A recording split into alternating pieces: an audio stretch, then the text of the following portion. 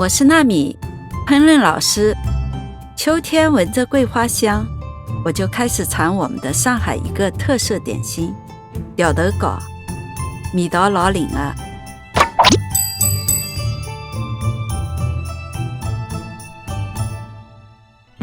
做条头糕的糯米粉掺点粘米粉，糯中才有一点润劲。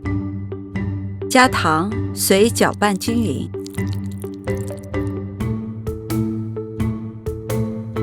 等蒸屉上气了，放进去蒸10分钟。开盖搅拌一下，把中心没有蒸熟的翻上来，再蒸10分钟。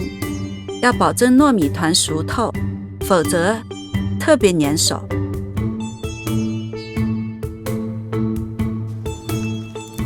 熟糯米团放凉后，移到抹了油的案板上，分次倒入开水，用桑泉压面的方式搓揉面团，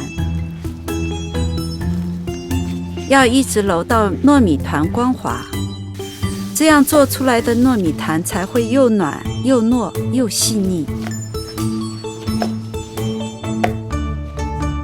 切分成3个剂子，就可以来包馅了。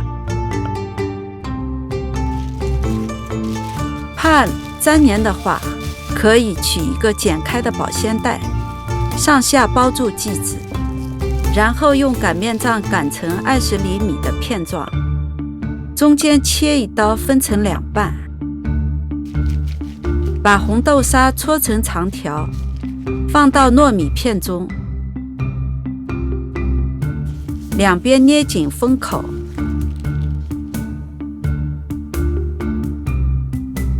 卷起来搓成长条，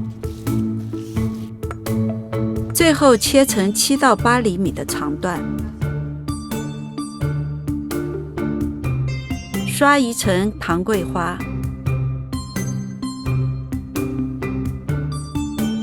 再撒点干桂花点缀，香甜软糯的桂花条头糕就做好了。